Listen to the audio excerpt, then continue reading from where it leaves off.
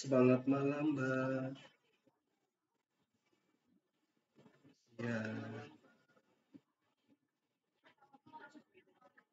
Waalaikumsalam.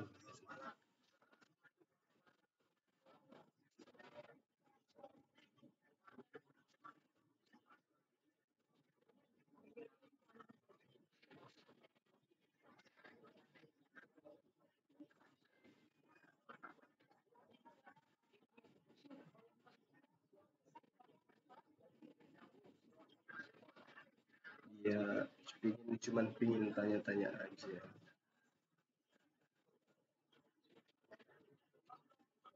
Cuman mau nanya-nanya aja, Dek. Boleh kan? Baik, baik, alhamdulillah. Saya sangat-sangat ini apa penasaran gitu loh dengan bahasan yang adik cantik ini barusan sampaikan terkait dengan penebusan dosa gitu ya. Boleh nggak saya tahu kalau di perjanjian lama itu ada nggak nubuatan bahwa penebusan dosa itu harus dengan menggunakan darah manusia?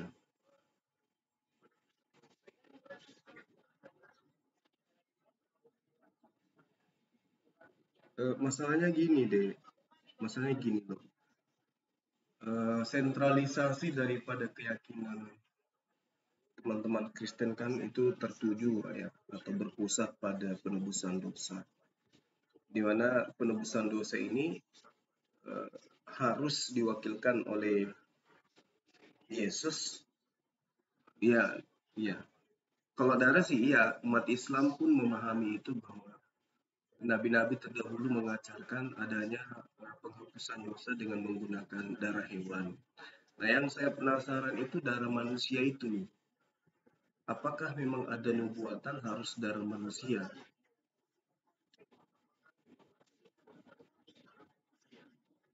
Iya, itu loh dek yang pingin ketahui. Penasaran aku.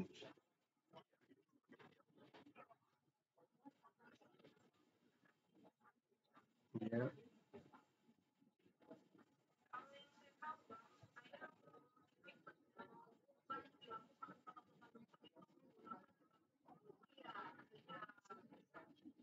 iya. Nah itu, iya itu dia makanya.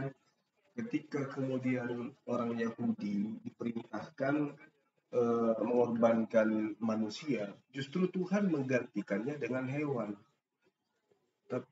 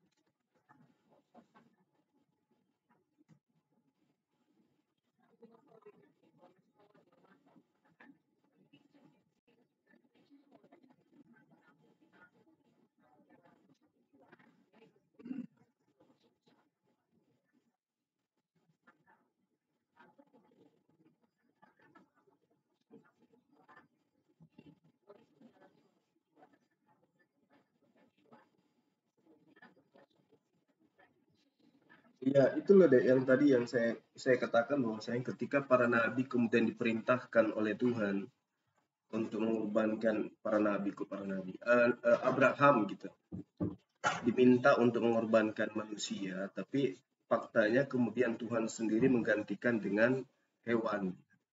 Nah, kebalik dengan apa yang saudari tadi sampaikan, bahwasanya yang tadinya hewan kok jadi manusia gitu. Padahal tadinya Tuhan perintahkan mengorbankan anak tunggal, tapi Tuhan ganti dengan hewan. Tapi di agama saudara, yang tadinya hewan kok justru jadi manusia. Itu gimana ceritanya?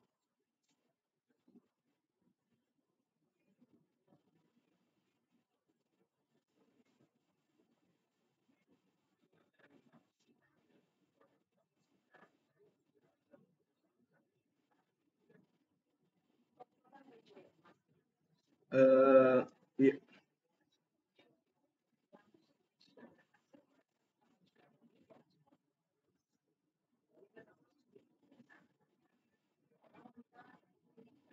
iya, gimana gimana?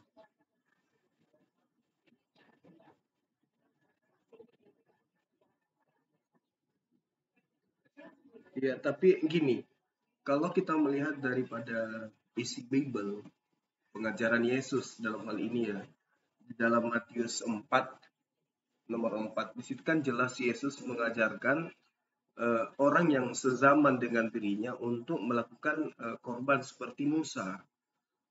Kalau kita berbicara mengenai korban seperti Musa, berarti kan identik dengan hewan gitu. Kan hewan. Matius 4 nomor 4.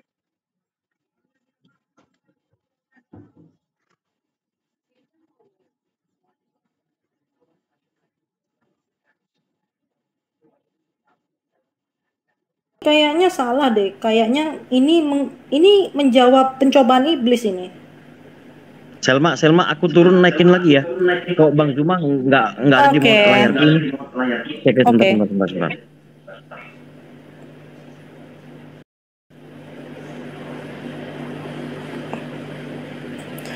Jadi Bang Juma, akan ada pekerjaan-pekerjaan yang tidak bisa dilakukan oleh hewan untuk menebus dosa gitu. Masalahnya pada saat penyaliban dan kematian Yesus Kristus itu ada hal-hal yang diselesaikan di alam roh.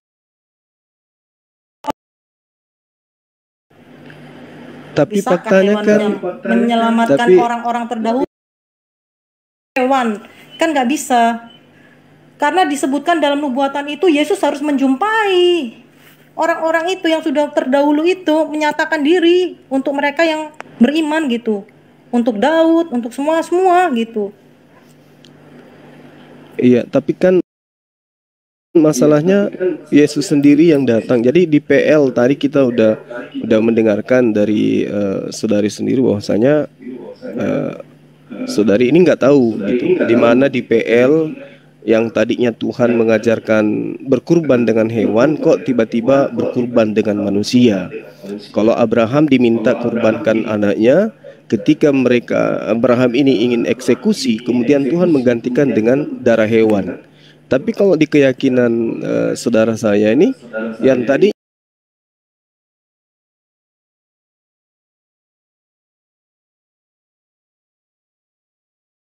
dan justru Yesus juga mengajarkan di Matius 4 nomor 4 yang saya katakan tadi, bahwasanya orang yang sesaman dengan dirinya pun diminta oleh Yesus untuk melakukan pengorbanan sama seperti persembahan yang dilakukan oleh Nabi Musa alaihissalam.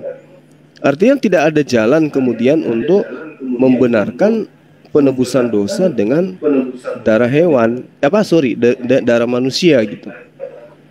Dan itu belum saya temukan Jadi dalilnya.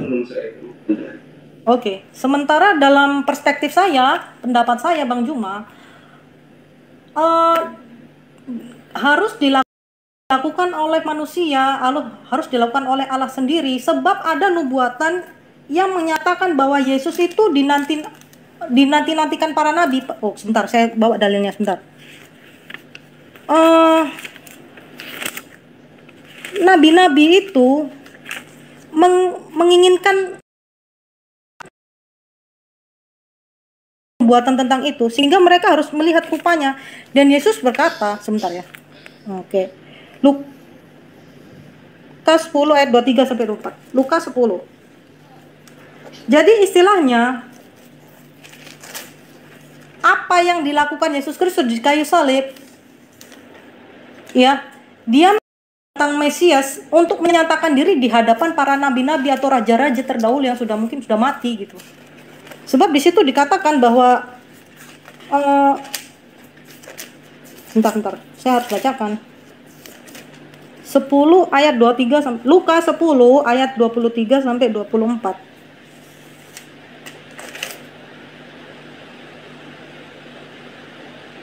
Karena aku berkata kepada kamu, banyak nabi dan raja ingin melihat apa yang kamu lihat, tetapi tidak melihatnya, dan ingin mendengar apa yang kamu dengar, tetapi tidak mendengarnya. Seperti itu. Ya, bahwa Yesus harus menjadi korban, Bang Zuma, karena dia harus menemui dan menggenapi untuk menyatakan diri di depan para raja-raja dan nabi-nabi yang ada sebelum dia, bahwa Mesias harus dinyatakan di tengah-tengah orang yang terdahulu gitu. Itu sih. Nanti saya cari deh ayatnya di Perjanjian Lama. Iya, jadi kalau misalnya dikatakan Yesus itu kan nggak harus mungkin hewan dong. Gitu. Enggak, masalahnya yang dicontohkan kan hewan. Terus Yesus pun menginstruksikan dengan hewan, seperti persembahan Musa. Nah, iya, lalu tetapi ya gimana? Oke, lanjutkan aja Bang Juma. Iya, jadi gini deh. Kalau misalnya Yesus sudah mengatakan di dalam Yohanes 14 nomor 12, ya, jika engkau percaya kepadaku, maka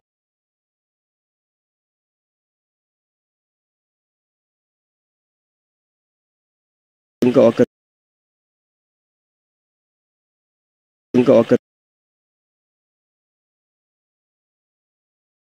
perintah,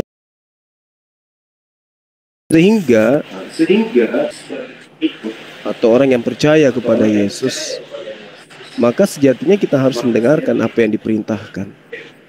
Nah, salah satu perintahnya itu adalah berkurban dengan menggunakan hewan, Matius 4 nomor 4 yang saya katakan tadi itu. Karena kalau kita melihat dari perspektif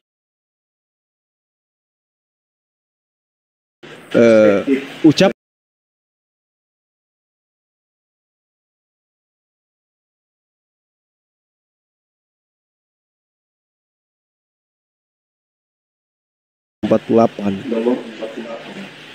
Yohanes 12 kali ya.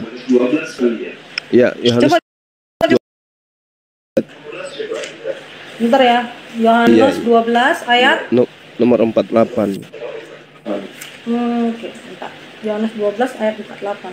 Iya, jadi ini agak rada-rada ya ngeri juga sih. Kok ke situ? Karena Kok ke situ? Masalahnya dan tidak menerima firmanku, artinya tidak menerima perintahku. Ia mendapatkan dia yang menghakiminya, yaitu firman yang telah kuucapkan. Jadi yang akan menjadi hakim kala itu adalah perintah-perintah Yesus, ucapan-ucapan Yesus yang telah Yesus ucapkan. Ya. Dia itulah yang akan menghakiminya pada akhir zaman. Artinya yang menjadi hakim kelak adalah apa yang Yesus itu ucapkan ketika dia datang kepada Bani Israel. Nah, tidak ada ucapan Yesus untuk melakukan korban manusia. Yang ada adalah korban seperti Musa. Itu agak nggak nyambung. Kenapa kok korelasinya ke kurban, Bang? Oke, baik. Jadi gini. Ini tentang penghakiman. Kenapa lari ke kurban? Iya kan gini. Misalnya gini, nanti misalnya saya nih percaya bahwa Yesus itu harus mati ya sebagai korban di atas kayu salib gitu ya. Lalu kemudian saya dihakimi nanti di akhir zaman.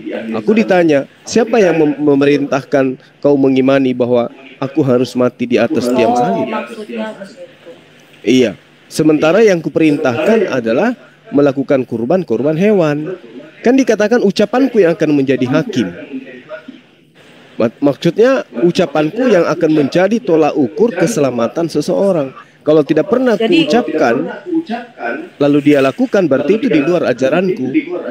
Makanya Yesus itu kelak akan mengusir orang-orang yang kemudian melakukan sesuatu yang menurut orang-orang ini sudah benar, mengusir setan, bermujizat, bernubuat. Tapi apa yang mereka lakukan itu tidak sesuai dengan kehendak Tuhannya Yesus, Bapaknya Yesus gitu maksudnya. Sehingga dia katakan, "Penyahlah daripada aku semua kalian itu adalah pembuat kejahatan." Nah, yang saya khawatirkan ini adalah ini. Ketika kemudian ada ajaran yang mengatasnamakan Yesus, tapi yang korban itu adalah manusia. Sementara Yesus mengajarkan korban itu harus hewan. Kenapa harus hewan? Tunggu dulu. Enggak, tunggu dulu. Kenapa Bro. harus Tunggu. ya? Kenapa harus hewan? Karena itu kehendak Bapa. Kehendak Bapa tidak pernah dengan darah manusia gitu. Bahkan ketika dia minta anaknya Abraham yang tunggal, dia malah menggantikan dengan hewan. Kok ini tiba-tiba yang hewan diganti lagi dengan manusia gitu. Oke, udah bisa dijawab. Sebentar. Bang Zuma itu suaranya feedback, Bang Zuma. Suara Bang Zuma feedback itu. Kok Udah bisa selesai. ya? Oke, Iya. aku tanggapin sedikit nanti Bang Kayafas ya. Ya, Tadi sudah saya Masih katakan. feedback ya? Masih ya? Enggak sih, dibuat saya enggak jelas. Mungkin buat Dedi mungkin. Iya. Yang di bawah Buat saya juga jelas. betul. Oke lah, enggak apa-apa, lanjutin aja. Iya, apa yang saya katakan di awal tentang konsep dosa harus ada penggantian. Ya, harus ada penggantian. Dan saya katakan lagi setelahnya bahwa di budaya Yahudi ada yang namanya penebus, Bang Juma. Itu Iya. dari keluarga terdekat, dianalogikan karena Israel umat pilihan. Dianalogikan, oke, ada penebus keluarga kerabat terdekat. Kalau Bang Juma relasi keluarganya ada yang terbunuh, Bang Juma wajib membunuh orang yang melakukan tanpa babi bu, tanpa perlu dalil apapun. Bang Juma harus balas karena itu konsep keadilan. Kemudian itu ditariklah kepada kami orang Kristen dan orang-orang Israel seluruhnya bahwa penebus itu juga berlaku bagi mereka semua yang dilakukan oleh Yesus Kristus. Jadi hal itu tidak pernah hilang, nilai-nilai itu tidak pernah hilang dalam Yahudi, akhirnya dibawa dalam kekristenan gitu. Bahwa penebus itu harus ada di tengah-tengah umat itu. Ya. Ingat ya, umat Israel, umat pilihan juga ya, di Al-Baqarah 47 ya, Bang Juma ya. Oke, teman Bang Kayafas. Ya, Kak bisa bacain aku Ibrani 10 ayat 5 nggak? Oke, sebentar ya. Kenapa saya bilang penebus ada di dalam budaya Yahudi? Itu di Ibrani berapa? Ibrani 10 ayat 5. Ini dari Karena itu nanti ada namanya kota perlindungan, teman-teman. Kota perlindungan tuh 3 kota. Itu di kitab Ulangan. Ditetapkan Musa itu. Jadi orang yang lari dari penghukuman yang melakukan nggak sengaja, membunuh nggak sengaja, itu lari ke kota perlindungan itu 3 kota itu. Untuk hindari pembalasan dari para penebus-penebus itu. Oke, Ibrani berapa? 5? Ibrani 10 ayat 5. Ditahan dulu, Oke. buka dulu, jangan dibacain dulu. Ibrani 10 ayat 5. Iya. Ibrani Karena 10. itu ketika ia Ditahan. masuk ke dunia, ia berkata. Yang itu. Iya, benar. Jadi Karena itu ketika ia Jadi gini, jangan dibacain dulu. Ibrani 10 ayat 5 itu dikutip dari, itu adalah kutipan dari Mazmur 40 ayat 7. Mazmur 40 ayat 7 yang kita pakai di LAI itu Mazmur 40 ayat 7 kitabnya orang Yahudi sekarang, Masoretic Text. Tapi yang dipakai oleh para rasul itu tulisannya begini kurang lebih. Engkau tidak berkenan kepada korban sembelihan dan korban bakaran, namun engkau menyediakan tubuh bagiku. Itu tubuh manusia ya. Coba baca Ibrani 10 ayat 5. Itu ayat yang sama dengan Mazmur 40 ayat 7. Coba dibaca. Ya, karena itu ketika ia masuk ke dunia, ia berkata, korban dan persembahan tidak engkau kehendaki, tetapi engkau telah menyediakan tubuh bagiku. Ya, jadi yang Allah itu tidak berkenan kepada korban persembahan dan korban sembelihan yang dimaksud binatang tadi. Namun untuk pengampunan dosa ini, dia menegaskan bahwa dia memberikan tubuh bagi Mesias itu, yaitu tubuh manusia. Kalau kita lihat di Mazmur 40 ayat 7, di situ tulisannya telinga. Itu orang Yahudi merubah kata-kata tubuh itu menjadi telinga. Coba dilihat Mazmur 40 ayat 7. Tapi kalau kita lihat di Septuaginta, kitab yang 3 abad sebelum Masehi, itu tulisannya adalah engkau menyediakan tubuh bagiku, sama persis dengan Ibrani 10 ayat 5.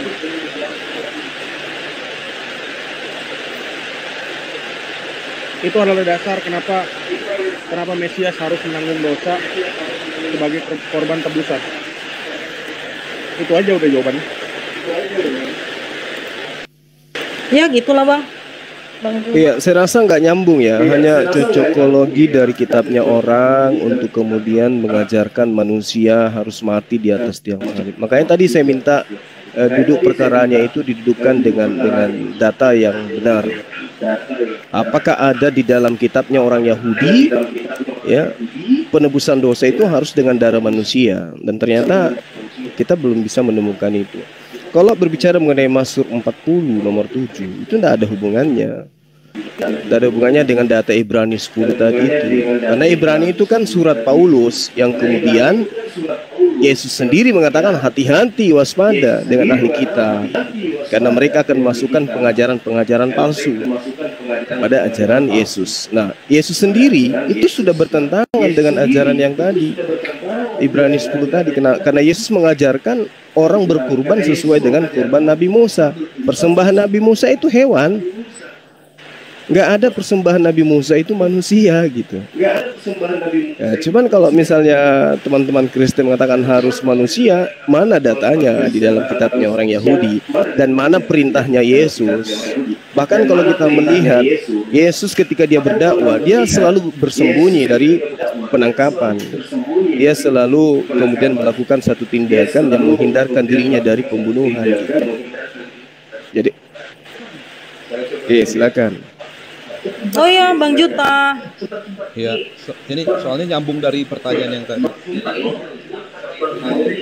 Oke, udah saya maaf teman-teman. Tadi sebelum sahabat kita, rekan kita berdua ini masuk, bagus kok, normal. Stop. Semua kalian stop. Iya, tolong ya. Jangan ada yang buat ini ya. Kenapa? Gimana? Atau saya turun dulu nanti dinaikkan lagi, Mbak? Oke, satu-satu ya. Ini turun dulu nanti dinaikkan lagi. Boleh. Oke, makasih. Boleh narasi jawabannya bisa langsung aja Bang Juta ya. Bang Juta. Oke ya, saya tegaskan lagi sebelum tadi waktu pertama sebelum ada yang tadilah sejam lalu kita udah diskusi ya sebetulnya. Sebenarnya sumber informasi orang Islam itu kan sepenuhnya dari Nabi Muhammad. Sebentar Pak Jose. Ini doubling semua. Kayaknya Selma kamu tutup baru buka lagi Selma roomnya. Ini doubling semua tuh. Semua pada tapping di bawah.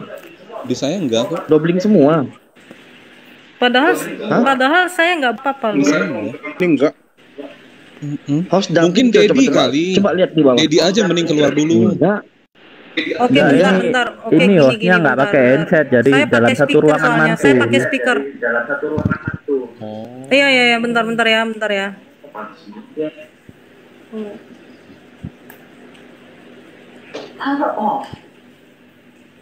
Oke, gimana? Bagus ya.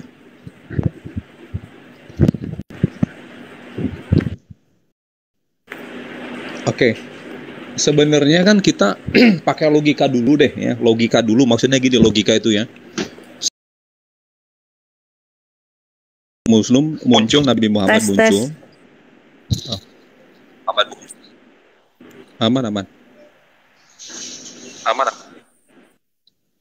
Sudah boleh bicara? Bang Zuma naikin lagi tuh Selma.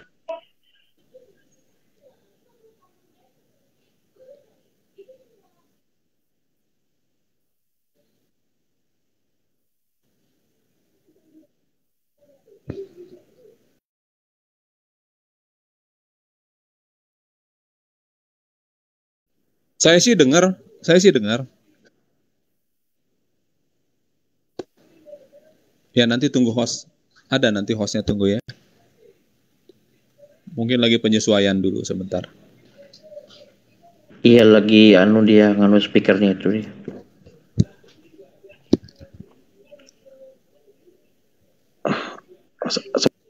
Ini nggak tahu hostnya kemana ini. Selma? Lah?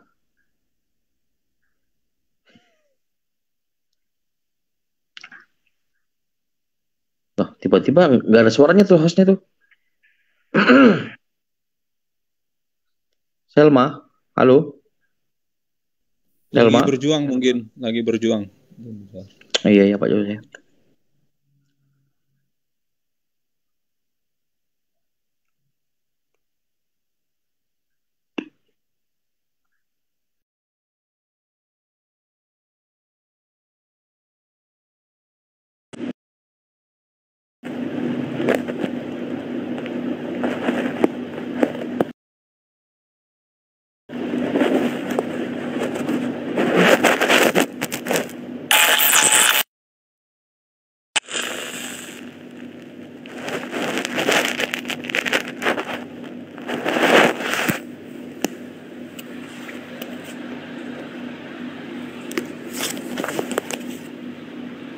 Oke. Minta maaf teman-teman ya, sorry ya, terputus. Oke.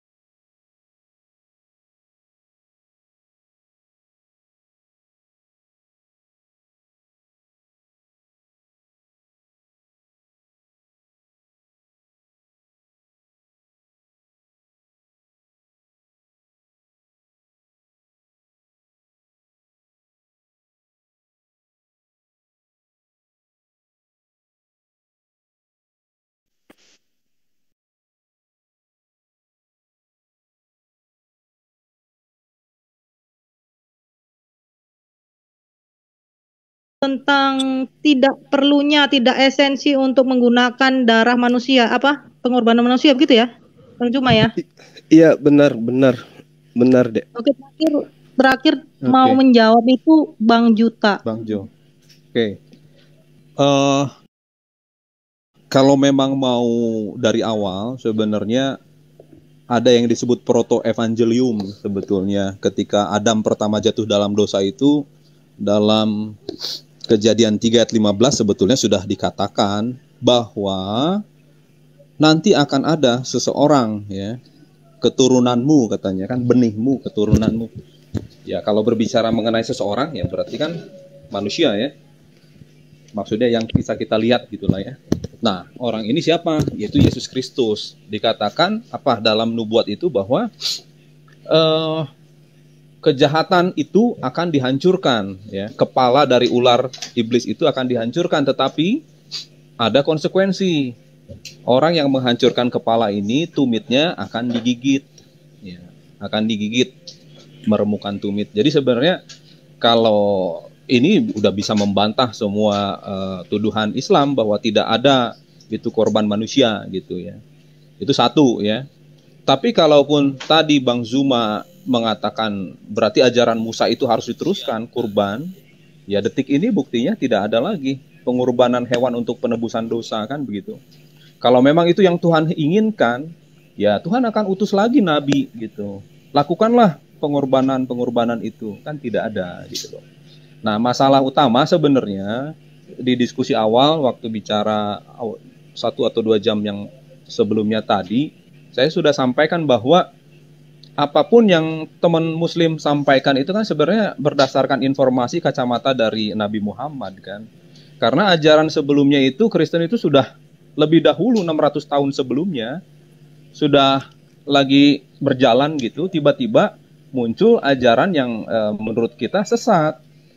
Karena di mana sesatnya ini gitu ya? Sesatnya ini informasi-informasi mengenai sosok sentral Yesus Kristus, lahir, mengajar, ya, lalu sampai akhirnya mati, ya, naik, bangkit, naik ke surga, itu semua dihilangkan dengan hanya informasi 1 ayat saja yang mengatakan bahwa yang disalibkan itu sesungguhnya bukan Isa, aguan katanya.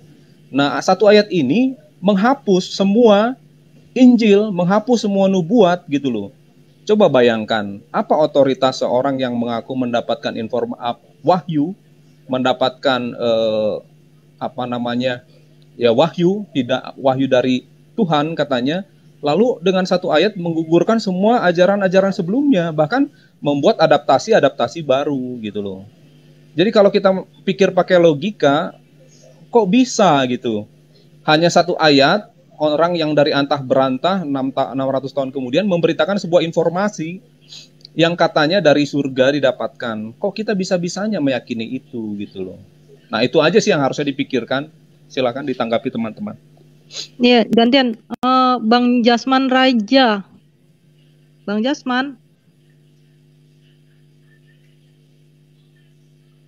Bang Jasman Raja. Wah, kayaknya beliaunya nggak ini nih, nggak respon nih. Turunin aja Selma. Ya, sorry ya. Kalau nggak respon turunin aja. Ini ada yang mau naik gitu. Oke, enak.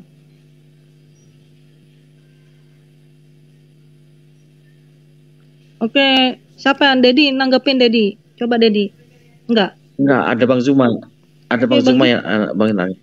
Atau si John Timothy mau naik itu. Oke. Silakan Bang Zuma. Iya, baik, makasih ya.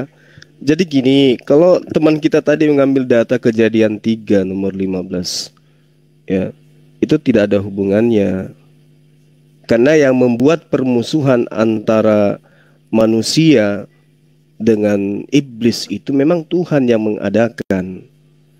Aku akan mengadakan permusuhan antara engkau dan perempuan ini. Itu Tuhan lagi berbicara kepada iblis. Dan juga berbicara perempuan ini itu berbicara mengenai Hawa. Antara keturunanmu, keturunan iblis, dan keturunan dari Hawa alias keturunan Adam akan meremukkan kepalamu dan engkau akan meremukkan tumitnya. Artinya antara manusia dan juga iblis itu memang bermusuhan. Dari Adam diminta untuk memberikan sesuatu yang menjadi pemimpin di atas muka bumi, iblis sudah nantang. Iblis sudah nggak mau tunduk atas perintah Tuhan agar dia hormat kepada Adam. Dan disitulah kemudian cikal bakal permusuhan itu terjadi. Iblis bersumpah akan menyesatkan seluruh umat manusia keturunan Adam. Dan dia katakan kepada Tuhan, aku akan buktikan bahwa mereka itu tidak lebih baik daripada aku, kata iblis. Sehingga berjalannya waktu memang itu terjadi. Keturunan Adam ada yang menghancurkan iblis, dan juga ada yang keturunan Adam dihancurkan oleh iblis. Kalau saudara mengatakan Islam itu sesat seperti pernyataan saudara, justru saya juga berani mengatakan bahwa ajaran sesat itu adalah ajaran yang menjadikan manusia sebagai korban. Kan Tuhan memberikan contoh praktek dari dulu sampai sekarang. Kalau kita melihat itu adalah hewan kurban, bukan manusia yang dikurbankan. Justru makanya saya ngambil data di kitab saudara, di dalam Matius 4 nomor 4. Yesus memerintahkan mempersembahkan persembahan Musa. Berarti orang yang sesama Yesus pun diajarkan oleh Yesus untuk mengajarkan persembahan dengan persembahan hewan. Nah ini makanya saya cari benang merahnya itu di mana gitu loh. Kok bisa Tuhan memerintahkan Abraham mengorbankan manusia, tapi Tuhan sendiri menggantikan dengan hewan? Muncul kemudian ajaran saudara yang tadinya hewan kok diganti jadi manusia gitu. Ya, ini dari mana asal-usul ajaran itu? Ya, silakan. Aku tanggapi lagi boleh nggak? Iya, sebentar. Setelah saya ya. Oke, Kak. Asal-usulnya kan seperti itu memang. Memang kan harus ada, kan ini perjanjian dulu Bang, baru melakukan kurban. Kurban kan di kitab Torah ya. Kejadian kan lebih dahulu. Bahwa perjanjian akan adanya anak keturunan manusia, anak keturunan Adam itu yang akan memberikan kuasa kepada kita, kami semua, untuk mengalahkan iblis, Bang. Jadi harus diterima bahwa akan ada bentuk jasmani, manusia itu akan ada gitu. Anak Allah itu akan turun gitu. Ya. Jadi ketika berjalannya waktu, hukum sesudahnya, hukum Taurat, nyawa ada di dalam darah makhluk, mulailah penggantian akan dosa itu wajib. Yeskiel 33 saya sudah katakan tadi, penggantian akan dosa itu wajib. Jadi penggantian digantikan oleh makhluk. Tetapi ingat ya, awalnya kan perjanjian bahwa akan ada manusia, yang nuzul ya, Allah akan nuzul di situ ya, keturunan manusia. Tetapi di situ fokusnya memang hanya untuk memberikan kuasa atas dosa, atas kematian, atas mengalahkan iblis gitu. Pertama itu. Jadi kelahiran Mesias ini nantinya pertama tugas-tugasnya kan banyak gitu. Secara mengkapasitasi kami orang-orang untuk mengalahkan dosa, mengalahkan iblis, juga akhirnya menggenapi apa yang dinubuatkan setelah itu, di mana dia harus mengambil lagi kunci kematian dari tangan iblis itu kan di dunia kematian, dan mengorbankan dirinya sebagai analogi akan apa yang sudah dilakukan oleh umat Israel turun temurun, di mana korban harus dilakukan menghapus dosa seperti itu. Coba teman-teman silakan ditambahkan. Oke, sebentar aku instruksi sedikit. Bentar, Selma, aku instruksi sedikit. Aku izin turun. Makasih Selma. Semuanya assalamualaikum Bang Zuma dan selamat malam semuanya. Saya izin turun. Tolong naikkan Farhan Farluk, Bang Farhan ya. Ada di permintaan tuh ya. Selma tolong ya. Naikkan Bang Farhan Farluk situ namanya. Oke? Selma? Dek? Iya. Halo? Oke, siap. Iya. Yuk, makasih semua ya.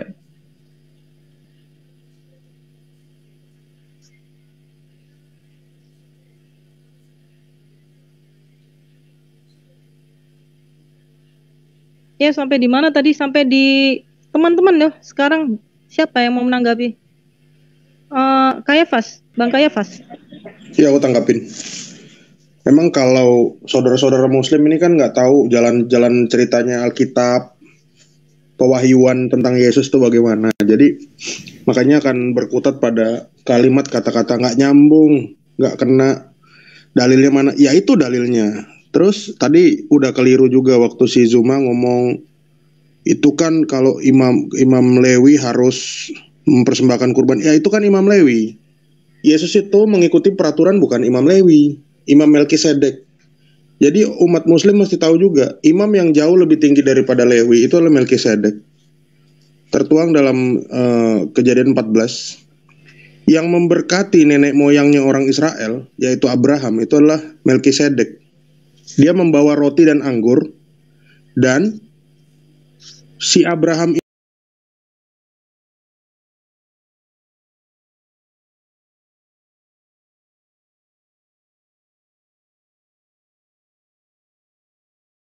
adalah kemanusiaan, tubuh kemanusiaan yang diberikan oleh Allah itu, Bro Zuma. Sehingga kita tahu orang Kristen itu memiliki dua kodrat ilahi dan kodrat manusia. Secara kodrat manusianya dia bisa mati. Itulah korban persembahan.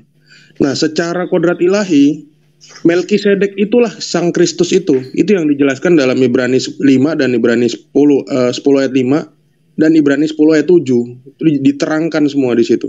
Bahwa Yesus itu adalah Melkisedek. Imamnya adalah Melkisedek.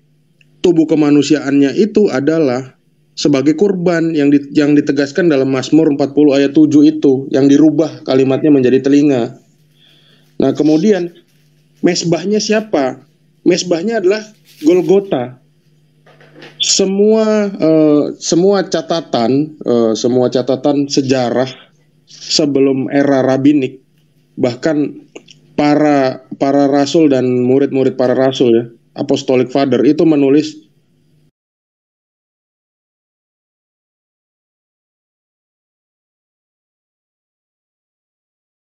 oleh Imam Allah yang maha tinggi itu, yaitu Melkisedek. Karena Imam Allah yang maha tinggi itu membangkitkan tubuh kemanusiaannya, makanya disebutkan dalam Alkitab bahwa Yesus dibangkitkan oleh Allah. Nah, itu aja konsepnya sebenarnya. Kalau dalilnya udah jelas saya rasa.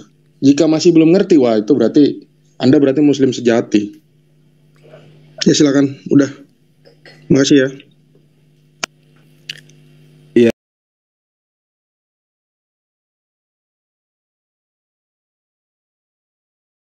Para teman-teman tapi kalau saya menunjukkan data, Yesus memerintahkan kurban itu harus sama persembahan Musa, Matius 4 nomor 4. Nah, persembahan dengan darah manusia itu Anda dapatkan di mana gitu? Harus ada data dong. Karena yang akan menjadi hakim seperti yang saya jelaskan tadi adalah perkataan Yesus. untuk pengikutnya. Kalau nggak ada perkataan Yesus, ya Anda akan diusir, dianggap kejahatan karena tidak melakukan kehendak Bapa. Kehendak Bapa itu ya kurban hewan. Dan itu kita bisa temukan di Perjanjian Lama, itu masih banyak rentetan kurban-kurban penghapus dosa, penebus dosa dan seterusnya, itu ada dengan kurban hewan. Bahkan cerita yang paling meninggal daripada Abraham lalu lagi. Nah, kalau berubah jadi darah manusia dengan asumsi yang kemudian Yesus penebus, Yesus Mesias, Yesus ini dan seterusnya. Yang saya minta teman-teman data, dalil. Karena itu lebih penting daripada narasi yang Anda bangun. Silakan. Mungkin saya coba ya, jawab sedikit aja ya, teman-teman. Jadi sebenarnya gampangnya gini, saya juga udah berulang-ulang sampaikan sebenarnya. Ajaran Islam itu kan muncul menawarkan juru selamat yang baru kan. Karena kan prinsipnya ajaran Islam itu kalau kamu mau masuk surga, kamu harus percaya Allah dan Nabi Muhammad kan begitu. Nah, ajaran sebelumnya harus percaya kepada Yesus Kristus supaya masuk surga. Jadi sebenarnya ini entahkah apa isi ajaran di dalam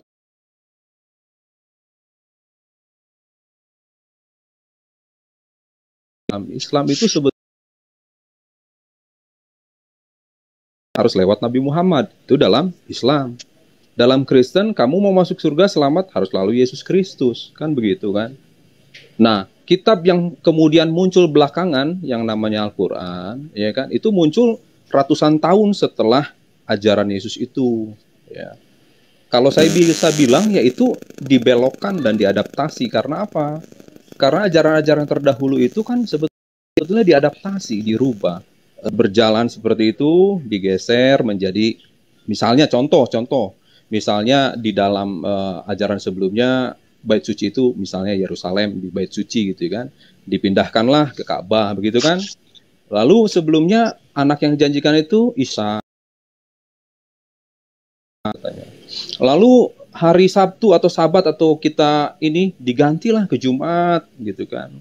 Lalu Yesus digantilah ke Muhammad. Jadi sebenarnya kan ini polanya kan bisa dibilang menawarkan ajaran juru selamat yang baru gitu. Padahal sebelumnya itu ratusan tahun itu dan sudah berjalan bahwa ajaran yang diturunkan oleh Tuhan ya dalam hal ini melalui Yesus Kristus, nabi-nabi dan lain sebagainya, benang merah. Di mana benang merahnya?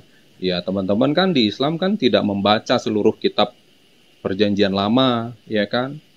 Padahal itu tulisan para nabi yang sampai sekarang utuh tersimpan. Namun dengan adanya Al-Quran, teman-teman mengatakan, wah itu udah dipalsukan, itu udah nggak valid lagi, tulisan tangan manusia doang itu. Nah, jadi kan ajaran baru ini kan menghapus ajaran sebelumnya. Nanti bayangkan 100 atau 1000 tahun lagi muncul lagi ajaran baru seperti ini. Bagaimana coba? Ya kita logikanya dulu. Kalau mengenai konsep-konsep seperti itu, mengenai penghapusan dosa dan lain sebagainya, ya karena teman muslim melihatnya dari kacamata Islam, ya tidak akan masuk akal. Karena apa? Ya karena kacamatanya kacamata dari Nabi Muhammad itu, gitu loh. Jadi, ya sebenarnya kita disuruh milih sekarang. Masalah utama adalah di dalam Al-Quran itu ada tertulis sedikit tentang Nabi Isa. Ada sedikit tentang Ibrahim, ada sedikit tentang Abraham. Semuanya serba sedikit seolah-olah itu adalah sambungan daripada kitab-kitab terdahulu. Padahal isinya sangat berbeda dan bahkan bisa saya bilang mengadaptasi, dibelokkan ke ajaran yang baru gitu loh. Jadi itu yang harus dipahami oleh teman-teman muslim sebetulnya. Kalau memahami ya kekristenan itu seperti apa, Rasul Paulus katakan untuk memahami Tuhan itu pahami kasihnya. Kalau saya berdoa supaya kamu memahami betapa panjang dalam lebarnya kasih Tuhan. Sebagaimana intisari Injil adalah Yohanes 3:16 tentang kasih Bapa pada seluruh dunia gitu. Nah, ini tidak bisa dipahami oleh teman-teman muslim karena ya ajaran yang baru tadi itu. Nah, itu dulu mungkin sedikit dari saya. Terima kasih. Saya mohon izin, Gurunda, Bang Zuma. Ya, silakan Bang, silakan. Oke. Tadi yang saya bawa, yang saya ingat narasinya adalah kitab terdahulu dan merujuk kepada bagaimana Al-Quranul Karim dikatakan 600 tahun setelah ada Injil. Ya, betul, memang itu yang terjadi. Tetapi apakah yang lebih dahulu terlalu merujuk kepada kebenaran, maka itu harus bisa kita pertentangkan. Bagaimana kalau kita merujuk kepada sebuah kebenaran yang dipegang oleh bapak-bapak gereja saat itu, teori dari Ptolemeus tentang bahwa bumi ini adalah pusat tata surya. Itu teori yang terdahulu loh, dipercaya ribuan tahun loh, 1200 tahun itu teori Ptolemeus itu. Tetapi ternyata itu salah. Dan diperbarui dengan penemuan geosentris bahwa matahari lah menjadi pusat tata surya yang ditemukan oleh Kopernikus. Artinya segala sesuatu yang dahulu belum tentu benar ketika ada ditemukan kebenaran-kebenaran itu. Ya, ini adalah salah satu contoh kasus ya. Terus kalau kita kaitkan dengan kitab suci, bagaimana ketika doktrin paling penting di dalam perjanjian lama, mereka tidak pernah mengorbankan manusia. Dan itu selaras terkorelasi dengan Al-Quran. Tidak ada pengorbanan manusia untuk penyelamatan. Coba cari di perjanjian lama. Ada ayat yang mengatakan bahwa mempersembahkan korban manusia akan menyelamatkan kita. Tidak pernah ada. Artinya kalau kita kaitkan dari beberapa kasus-kasus tertentu dan kita korelasi dan komparasikan, maka Al-Quran lebih condong, lebih cocok untuk ketika dikaitkan secara tekstual atau kontekstual dengan perjanjian lama. Kalau ada perbedaan-perbedaan di sini, ini berarti adalah sebagai syariat. Syariat setiap nabi atau utusan pasti berbeda, nggak mungkin sama. Karena ditentukan kontekstual zamannya. Ingat, timeline dan historical waktu itu terjadi. Nggak mungkin nih, saya kasih contoh nih ya. Nggak mungkin zaman di tahun 1400 tahun yang lalu hukumnya diterapkan tahun 1400 sekarang. Zaman dulu di Indonesia, saya kasih contoh kasuistik juga. Di tahun 45 sampai tahun 50, Anda pakai motor tidak pakai helm, itu tidak masalah. Tetapi apakah bisa diterapkan ketika tahun-tahun sekarang? Nggak bisa. Artinya perubahan hukum, perubahan syariat yang dijalankan oleh nabi-nabi yang diutus itu adalah memenuhi konteks secara kontekstual zaman, historical dan timelinenya. Jadi pahami itu. Setiap kitab pasti ada perbedaan dalam syariat-syariatnya. Tetapi yang paling penting adalah unsur dari bagaimana ketuhanan itu sendiri. Dan kalau kita tarik garis lurus antara Al-Quran dan Taurah ini, ada garis lurusnya. Di sana Tuhan tidak terlihat di dalam Yesaya. Tuhan bukan manusia di dalam Bilangan 23 ayat 19. Artinya di sini di dalam Al-Quran juga gitu. Laisa kamitslihi syai'un, Allah berbeda dengan makhluknya. Di dalam Yesaya dikatakan juga bahwa hendak kau samakan apa aku ini. Artinya tidak bisa disamakan, dan ini terkorelasi dengan ayat Al-Qur'anul Karim. Laisa kamitslihi syai'un. Artinya tidak ada yang bisa menyamain di makhluk di dunia ini, di alam semesta ini. Mungkin itu. Silakan Gurunda kalau mau ditambahkan. Biar ditanggapi teman kita dulu. Iya, artinya dari apa yang diucapkan oleh saudara Farhan, Bang Farhan, bahwa perubahan itu terjadi ya, memang betul. Makanya dalam ajaran para rasul seperti yang sudah Abang juga sampaikan ya, dalam Roma 8 ayat 3 menyebutkan juga bahwa korban itu harus manusia, Bang. Sebab apa yang tidak mungkin dilakukan hukum Taurat karena tak berdaya oleh daging telah dilakukan oleh Allah dengan jalan mengutus anak sendiri dalam daging yang serupa dengan daging yang dikuasai dosa karena dosa. Dan hukuman dosa adalah maut, mati. Makanya dia harus mati. Ia telah menjatuhkan hukuman atas dosa di dalam daging. Ya, supaya tuntutan hukum Taurat digenapi dalam kita. Supaya kita nggak dikenai, maksudnya. Tuntutan hukum Taurat kan daging, ya dosa harus mati kan gitu. Jadi ini syariat yang baru dong, Bang. Ini kan ajaran para rasul, Bapak gereja kami. Jadi ya perjanjian baru. Jadi ya sudah digenapi bahwa darah penebus kami itu, juru selamat kami itu sebagai perjanjian yang baru, ya syariatnya berkembang kan itu. Oke teman-teman, ada yang lagi tanggapan?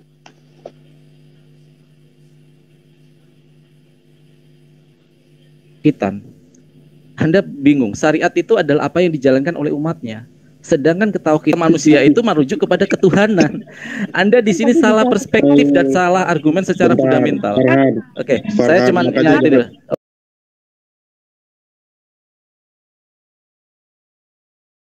Oke, terima kasih. Daging dan darahnya dia. Sementara kalian memang tidak akan mengerti karena penebusan kalian itu mentok-mentoknya hanya akikah, cuma jadi gulai kambing. Itu penebusan buat kalian seperti itu. Kalian hanya dituntut akikah. Kami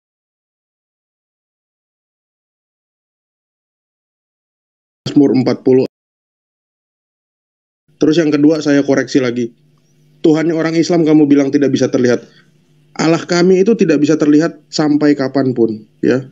Karena yang kami lihat itu hanya kemanusiaan Yesus. Nah, Allah kami itu bersemayam dalam terang yang tak terhampiri, bukan dalam tempat terang ya. Jadi sampai kapanpun tidak akan bisa terlihat. Buka surat 75 ayat 23. Allahmu itu akan kelihatan nanti ada wujudnya.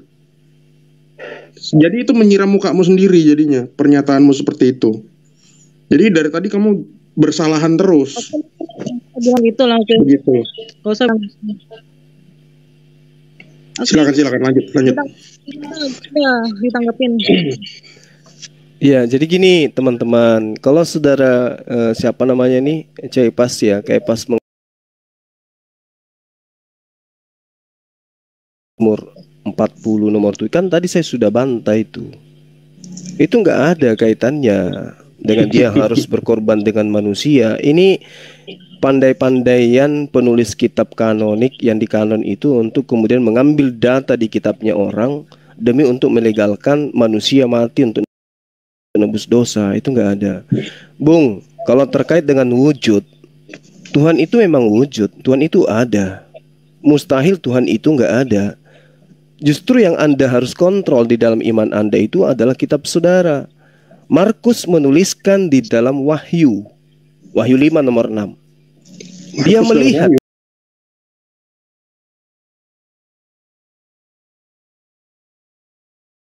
ya, jadi di dalam tulisan Markus, kitab mimpi ya, yang dikatakan sekarang namanya Wahyu, biar dianggap keren kayak Al-Quran. Di bab 5 nomor 6, di situ dia katakan aku melihat.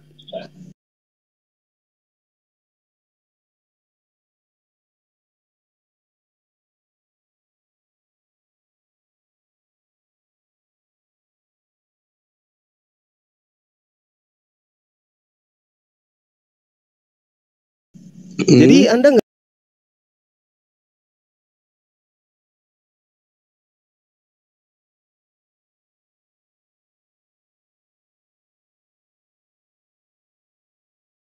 ketuhanan Markus saudara. Wahyu ya berarti. Oke. Namanya bahasannya ya. Iya, maksudnya kan iya kan maksudnya gini. Wahyu ya. Iya. Kan gini, Bung, kan gini. Iya.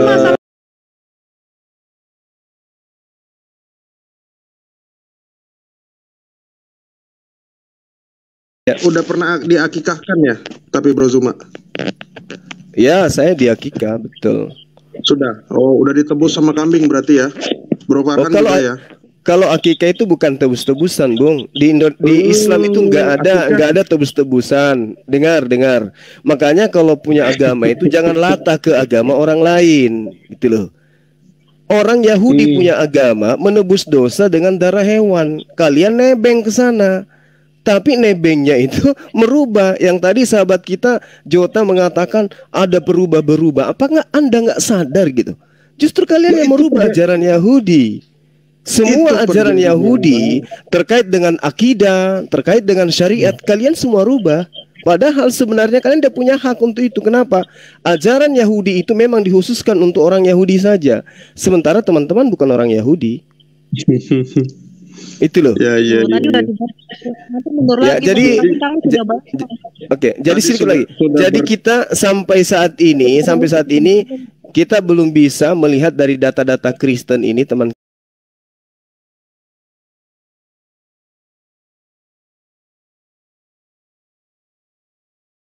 Kita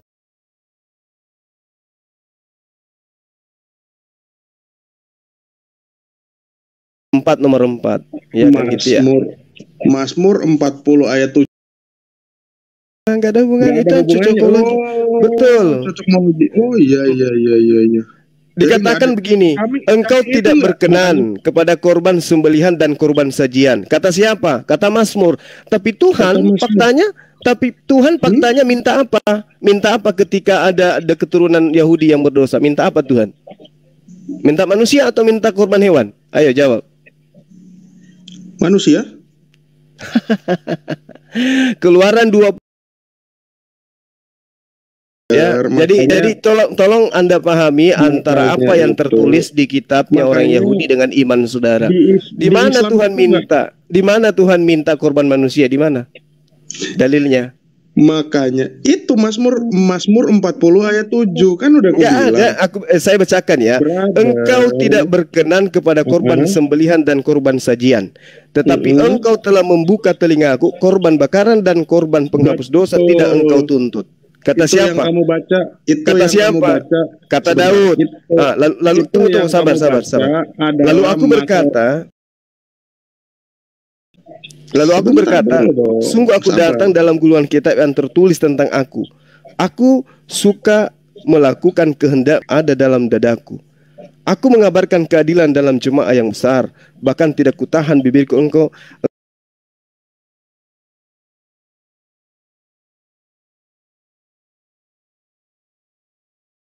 Kudiamkan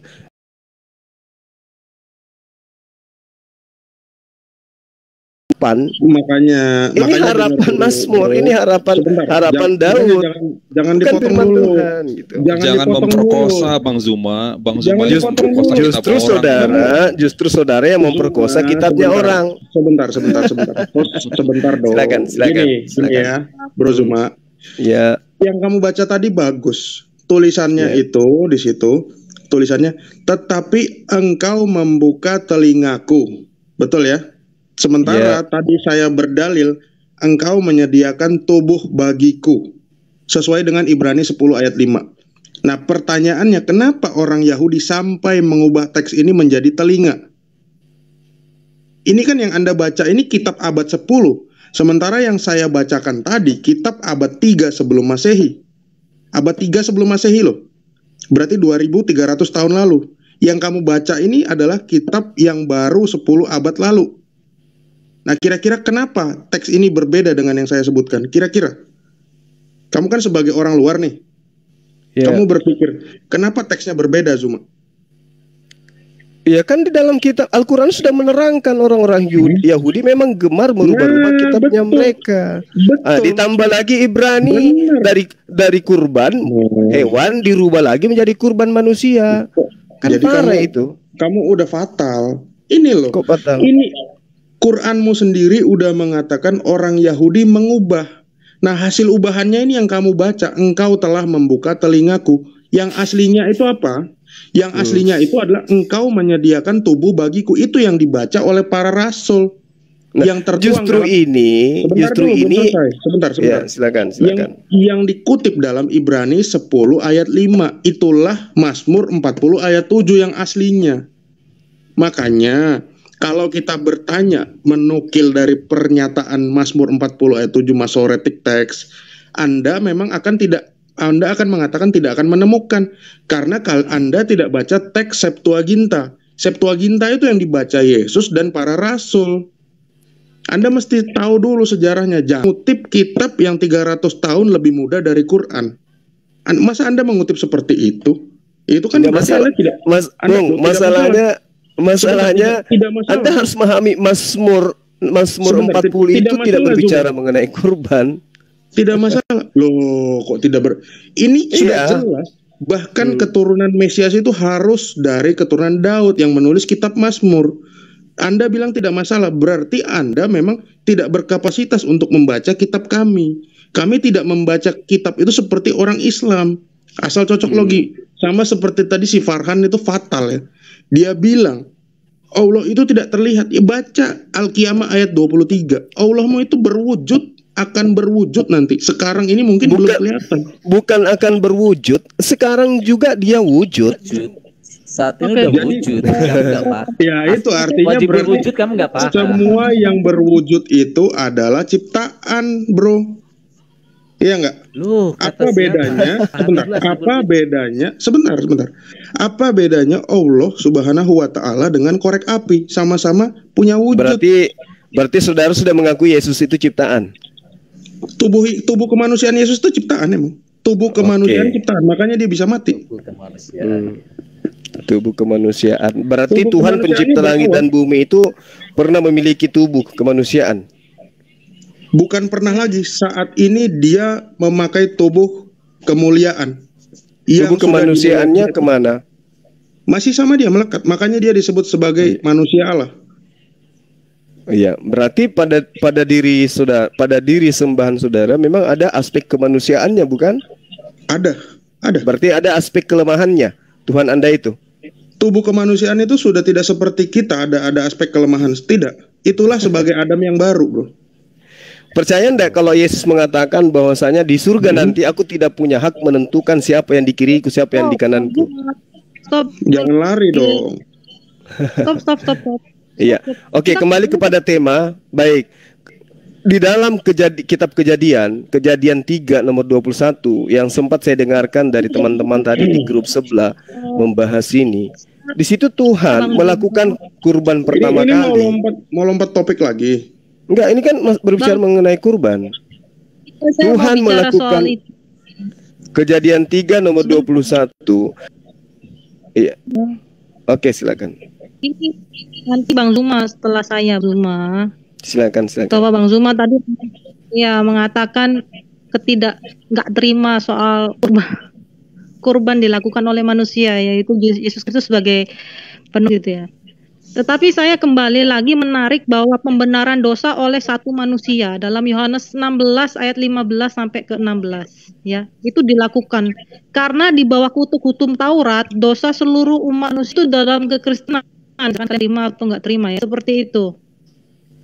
Dan dari situ kematian Kristus itu mutlak diperlukan untuk menggenapi nubuat-nubuat lainnya, di mana Lukas berbicara bahwa dia dinanti-nantikan para raja dan nabi-nabi yang ingin melihat Mesias yang sudah mati, seperti itu.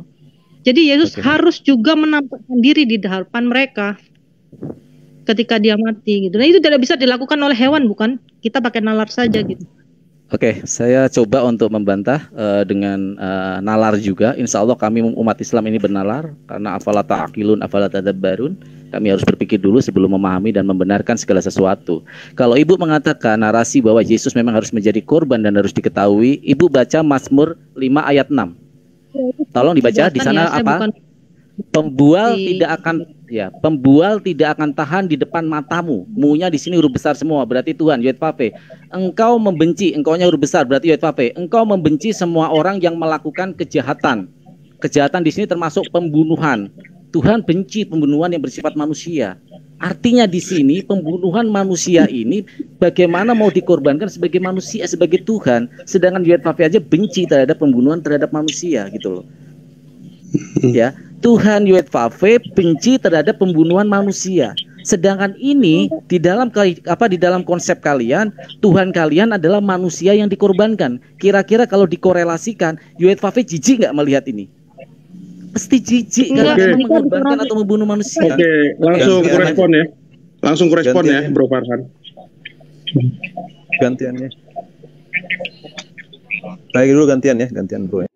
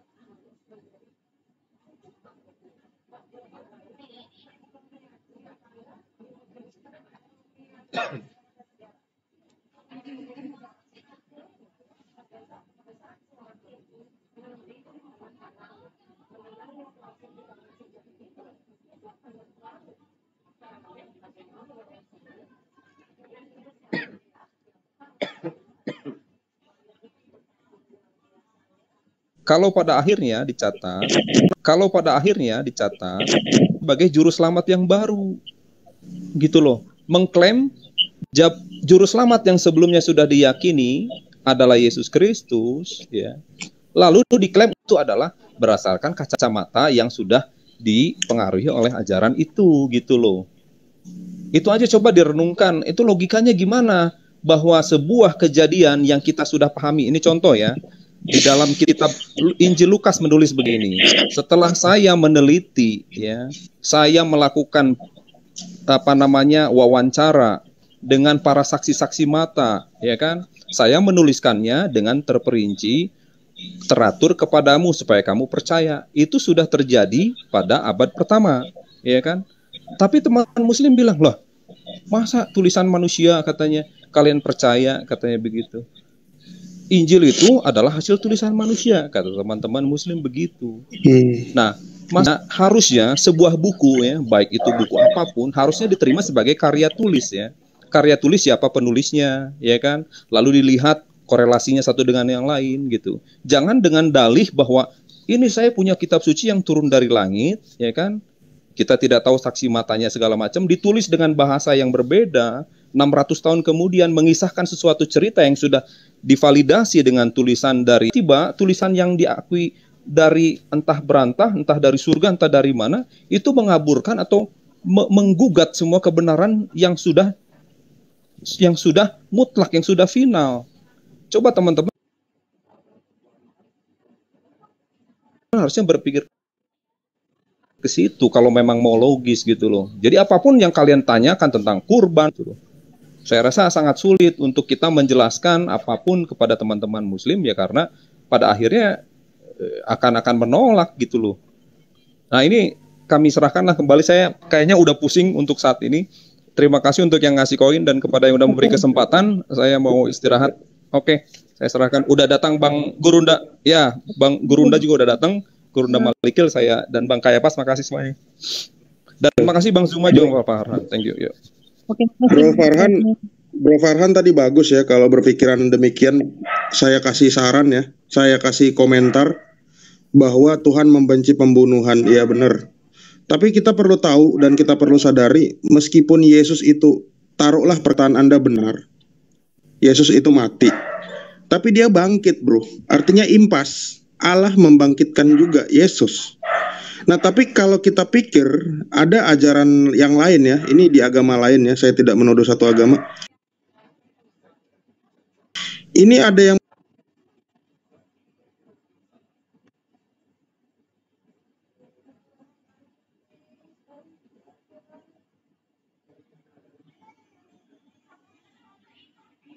mengajarkan bahwa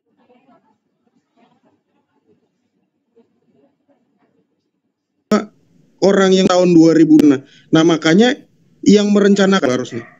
Nah, kemudian masalah lagi apa tadi yang disebutkan sama Bang Juta tadi itu bagus loh.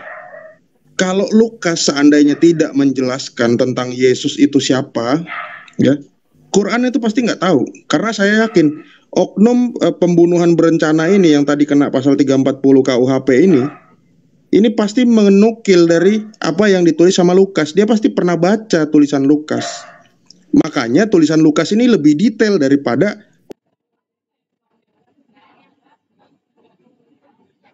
oknum. Ya, kurang lebih itu ya. Silakan Bang Malikil.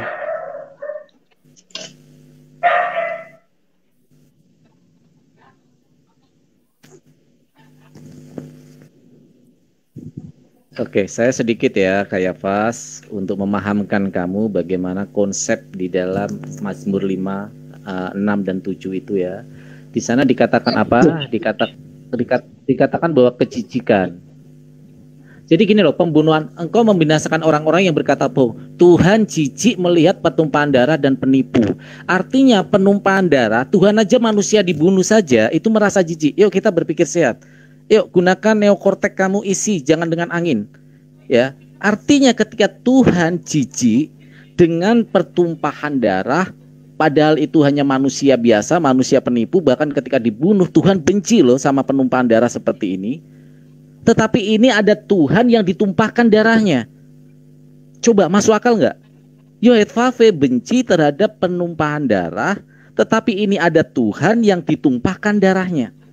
Ini kalau dialog di diskusi akademis, ini namanya kontradiktif error. Sebuah kontradiksi salah yang luar biasa di sini. Jadi kalau kamu mengaitkan, terus kamu membawa-bawa kitab suci Al-Quran dengan mengatakan ada yang di sana, itu bisa terbukti secara kronologis. Kalian saja tidak memahami Bible kalian. Bagaimana ketika Yesus sudah bernubuat, kalau memang nubuatnya benar dan dia bangkit, yang bangkit adalah oknum yang sama, maka tidak akan ada muridnya yang lari. Karena muridnya yakin kalau Yesus itu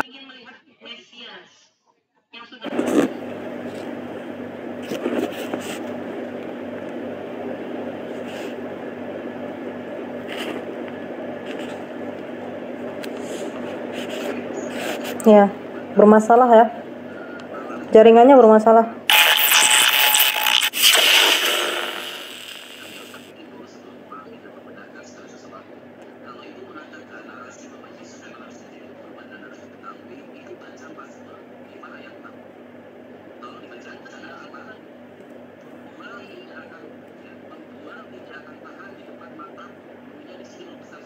Oke, mohon maaf teman-teman.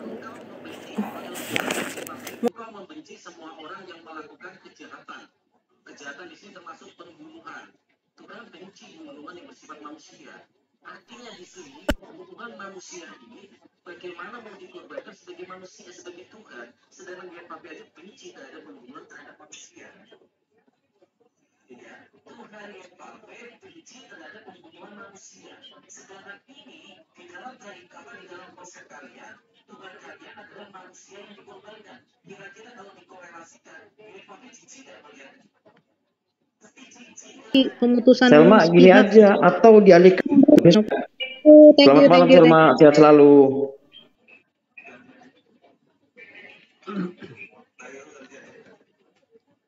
Cek teman-teman, cek.